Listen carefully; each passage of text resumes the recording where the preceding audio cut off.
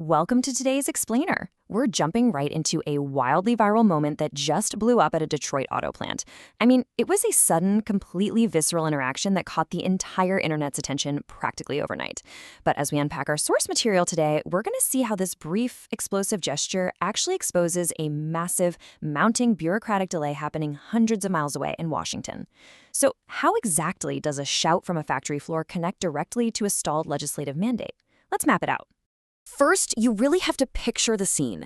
We're at the massive Ford F-150 factory in Detroit, Michigan. President Donald Trump is visiting the facility, wearing a long black overcoat, and he's walking along an elevated platform that overlooks this sprawling, busy factory floor right beneath him. He's surrounded by workers and staff in what is honestly a highly choreographed administrative visit. The physical setup here is totally key. The president is elevated, looking down, while the crowd of workers is positioned below him on the main floor. The vibe is your typical high-profile plant tour, well, right up until the sudden shouting erupts. Okay, let's dive into Section 1, the auto plant incident. Here is the exact choreography of what happened, caught right on camera. Step 1, President Trump is walking along that elevated platform. Step 2, a heckler from the factory floor down below suddenly starts shouting insults up at him. Step 3, Trump abruptly stops, points down toward the floor, scowls, and appears to mouth expletives right back. And then Step 4, in a highly unusual move for a presidential visit, Trump raises his middle finger directly at the heckler below. Just 4 quick steps, but man, it was an interaction that instantly ignited a total media firestorm.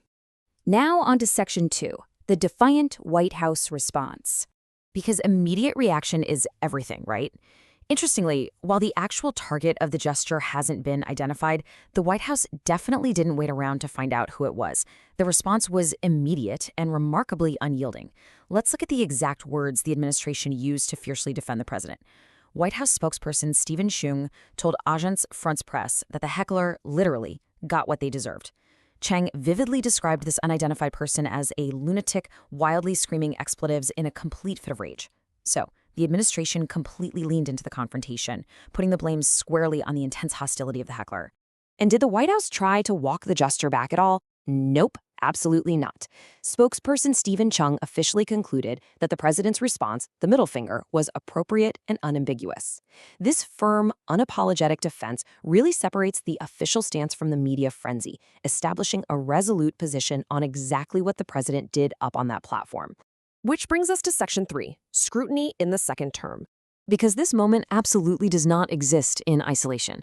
And this brilliantly illustrates a much bigger picture. When you analyze the pressure cooker of a presidential administration, a visceral flashpoint like the one in Detroit is rarely just about a random heckler. It's a symptom. Our sources draw a direct line between this isolated factory incident and the intense, mounting administrative controversies that just refuse to go away behind the scenes. To grasp why tempers flared so quickly that day, we have to zoom out and look at what's causing that broader scrutiny. Well, a massive source of this current pressure is the handling files linked to Jeffrey Epstein. For a quick bit of context, Epstein was a convicted sex offender and former financier, famously associated with Trump and various other elite figures. Back in 2019, he was found dead in a New York jail cell while awaiting trial on sex trafficking charges involving minors. His death sparked years of persistent conspiracy theories, which our sources note are actually frequently amplified by Trump's own support base. This makes it a highly, highly charged issue for the current administration. Let's move to Section 4, the missing Epstein files. This is the core bureaucratic issue at play right now.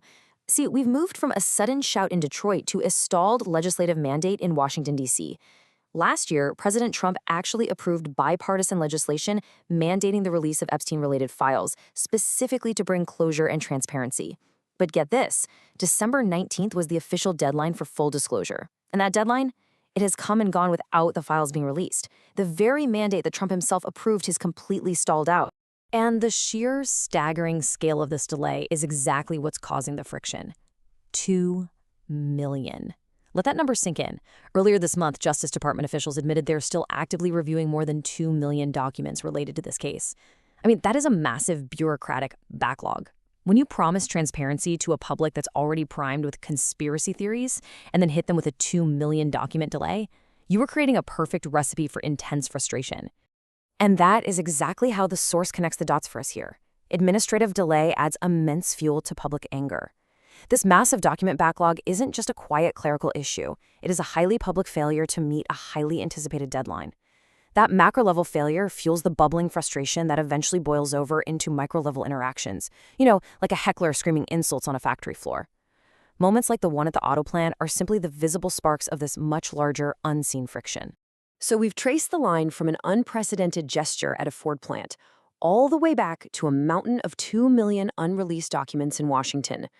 As long as those questions refuse to go away, and as long as that deadline remains missed, we have to ask, with 2 million documents delayed, will this public anger continue to boil over in highly visible, real-world flashpoints?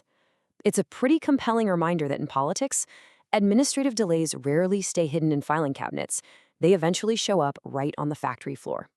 Thanks for joining me for this explainer, and keep questioning the connections behind the headlines.